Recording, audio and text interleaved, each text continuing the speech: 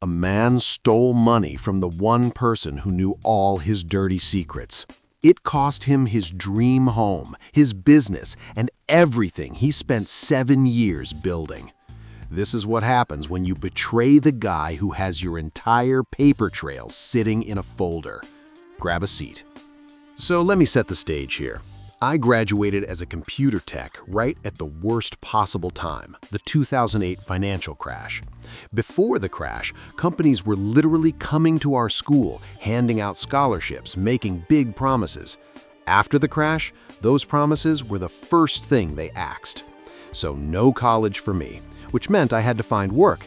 And finding work in 2008 was like trying to find a parking spot at a mall on Christmas Eve, except the mall is on fire and there are no parking spots.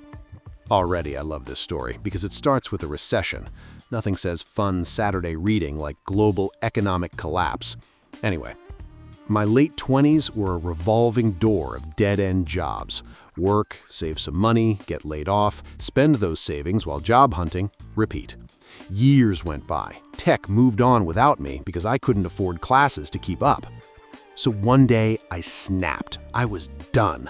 I decided to change careers entirely, follow in my late father's footsteps and become a welder. And here's where fate actually did something nice for once. A week before I made the switch, a government-sponsored program came out that let me train for free. I finished the courses and got a job offer within days. After years of months-long job searches, this felt like winning the lottery. And that's where our main character enters. I'll call him Dennis. Dennis ran a small field welding crew, about half a dozen guys, traveling all over Europe doing welding jobs.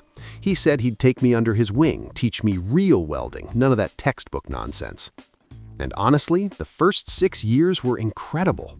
Hard work, sure, dawn to dusk, 7 days a week, sometimes gone from home for over a month. But the travel, the adventure, the brotherhood, we started as complete strangers and ended up like family. And Dennis was the kind of boss that makes other bosses look like garbage. I remember this one time, he took out a loan with a huge interest rate just to pay us our wages on time because he'd had an emergency expense that drained his account. The customer payment was 2 weeks away, but he refused to ask us to wait. He'd rather go into debt than miss our payday. Okay, I have to give it up for old Dennis on that one. Most bosses would have sent a text saying, "Hey guys, money's a little tight, can you wait 2 weeks?" and then avoided eye contact forever. This man took out a loan. That's commitment. Too bad he eventually turned into a complete weasel, but we'll get there. Everything changed in year 7. Most of the original crew left. They missed their families too much. Dennis pulled back too, found local work, and set me up as foreman. He'd interview people and send them my way as I needed them. At first, it was fine. Jobs got done. But the new guys, not the same. They were all short-termers, there to make quick cash, pay off debts, or pad their resume. Then the pandemic hit and everything froze. That wasn't a huge deal for me since I'd learned to keep cash reserves from my rough 20s, but what came after, that's when things went sideways. Nobody decent wanted to work abroad anymore, so the people Dennis sent me were, how do I put this nicely, the absolute bottom of the barrel. Guys with drinking problems, sticky fingers, substance issues, people with nothing to lose and zero motivation to do quality work. Hey, here's your new crew. My guy, did you recruit these people from the comment section of a conspiracy theory video? Where did you find them? As foreman, I made sure the job got done regardless. Paperwork signed, bills sent, wages paid. But outside of work, constant disasters. And on top of everything, wages started coming late, my travel expenses weren't getting reimbursed, and Dennis started doing some creative accounting with the gap between net and gross pay. It all hit a breaking point one night when I got a phone call at 3 in the morning, 3 a.m. One of my guys had been arrested for being drunk and disorderly. He didn't even have his ID on him, just his workplace badge. So the police called our client, who called me, to come identify this clown and drag him out. I took a lot of heat for that one. 3 a.m. You get a phone call because one of your employees is in a holding cell acting like a feral raccoon and you have to go get him. That's not a foreman's job. That's a babysitter's job. A very underpaid babysitter. When I got back home, I sat Dennis down for a real talk, told him I was done with the chaos, time to settle up. He half apologized, said he was having problems with his wife who co-ran the business and was fighting him over spending. At that point, he owed me about a year's worth of travel expenses, and when you're driving at least 2,000 miles a month across Europe, that's a lot of money.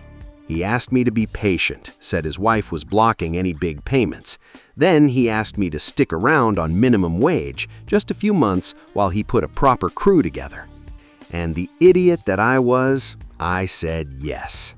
Oh no! Oh no, you said yes? After a year of unpaid travel expenses? After the parade of degenerates he sent you? After the 3 a.m. phone calls? You said yes? Sir, this is the part of the movie where the audience is screaming at the screen. Look, I'd known him for almost 7 years. I had no reason not to trust him.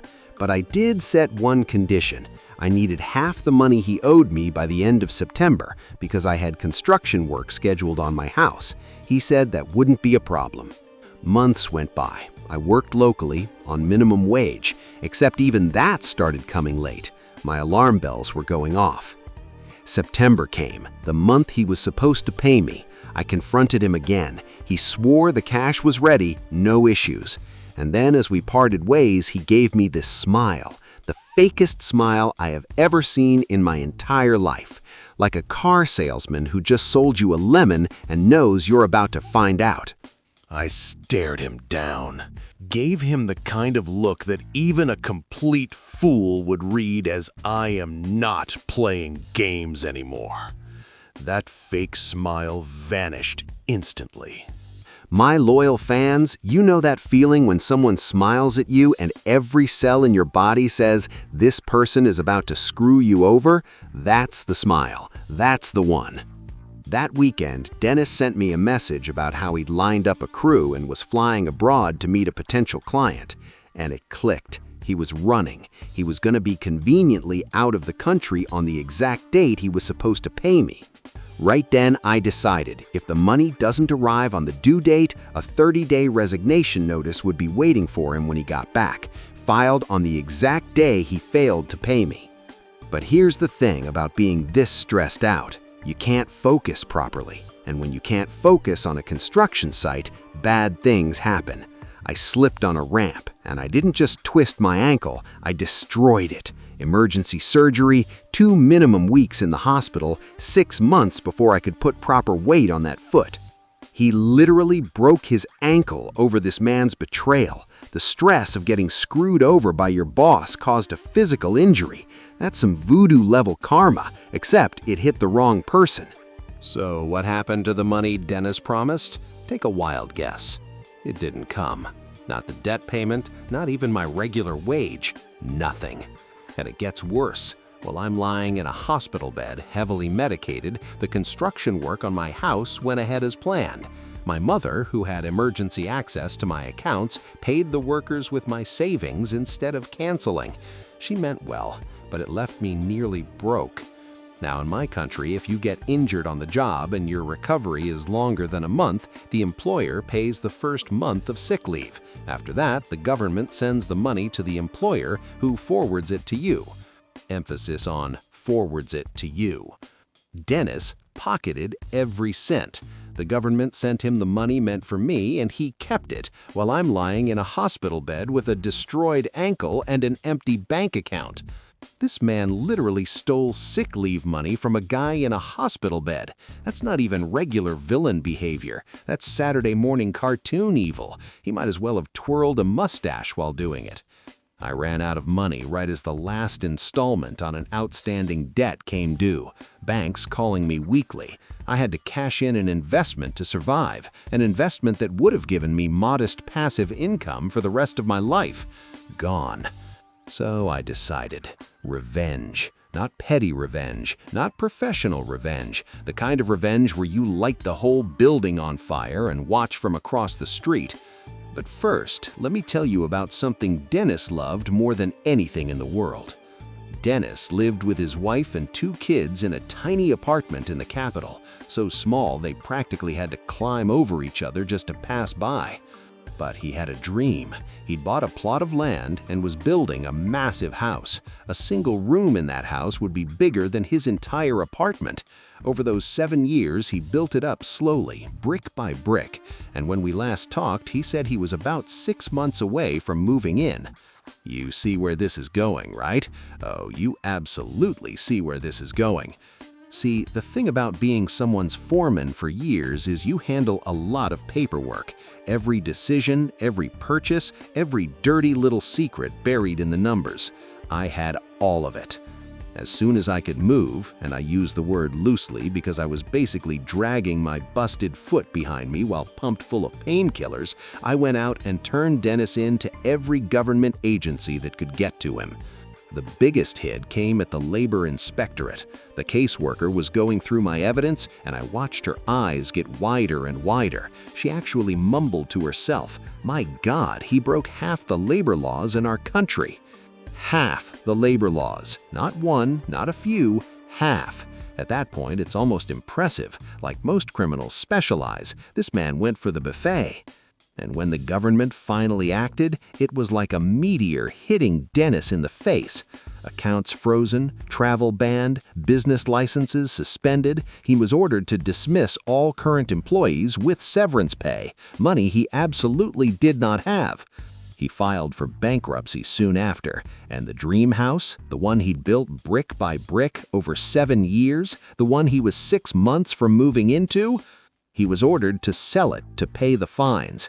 7 years of building that house, brick by brick, dreaming about the day his family would have space, would have rooms, would stop climbing over each other, and he had to sell it all because he decided to steal sick leave money from a guy in a hospital. You know what they say, play stupid games when, well, you know the rest. Dennis called me after the hammer dropped. He was screaming, asking how I could do this to him, cursing me out. I told him he lied to me, he hid from me, he failed to pay what he owed, he stole from me, and he pocketed government money that was meant for me while I was lying broken in a hospital bed. I called him a rat who betrayed his friend, told him never to contact me again, and route all communication through the labor inspectorate's case office. Then I hung up. I filed a claim in his bankruptcy proceedings. By the time he paid all the fines, all I could recover was a single month's sick leave. No travel costs, nothing else. But you know what? I can live with that, because the fines he paid were 30 times what he owed me. He had to sell the house of his dreams to cover it. No eye for an eye, no tooth for a tooth, the whole face for an eye, the whole head for a tooth. Dennis is stuck now, back in that sardine can apartment, unable to work, unable to support his family, unable to pay bills while the legal proceedings grind on. When he used to dream about his big house, now he dreams about maybe someday, just maybe, being able to claw his way back up to rock bottom and start over. As for me, I'm doing fine.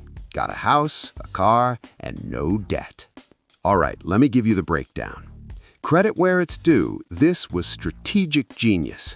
The man kept every receipt, every document, every piece of paperwork from 7 years of employment. When the time came, he didn't throw a punch or key a car. He walked into a government office, dropped a folder on the desk, and let the system do the demolition. That's how you do it. Clean, legal, devastating. But let's not pretend he played this perfectly. He stayed way too long. A year of unpaid travel expenses, wages coming late, a crew that looks like extras from a prison movie. And he said, sure, I'll work for minimum wage, take your time. That's not loyalty, that's Stockholm syndrome with a paycheck, or lack thereof. Should have walked 6 months earlier. Now me, I would have handled this differently. I would have never kept all that paperwork in the first place because paperwork is boring and I don't like it, which means I would have had no evidence and no revenge, and Dennis would still have his big house. So actually, maybe don't take my advice on this one. Point is, keep your receipts, every single one, because you never know when your best friend is going to turn into a rat, and those receipts become your whole arsenal. If you've ever been betrayed by someone you trusted and got the last laugh, drop that story in the comments. I want the details. I want the drama. I want to sit here and judge you for it. Subscribe, or don't, but deep down you know you're going to hit that button eventually. Hades out.